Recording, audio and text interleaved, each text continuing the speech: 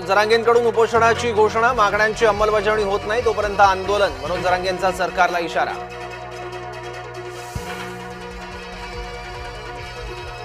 मराठा समाजासाठी शेवटपर्यंत लढणार, आरक्षणाचा गुलाल पडल्याशिवाय हटणार नाही, मनोज जरांगे यांची घोषणा।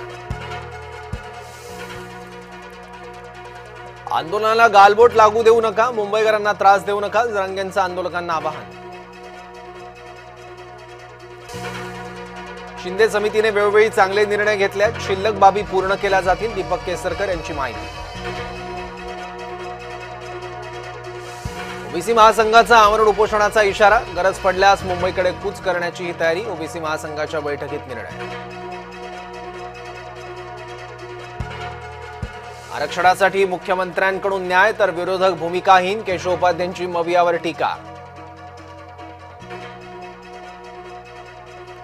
केंद्रीय गृहमंत्री अमित शहा आज महाराष्ट्र दौऱ्यावर, लालबागच्या राजासह अन्य गणपतींचं दर्शन घेणार।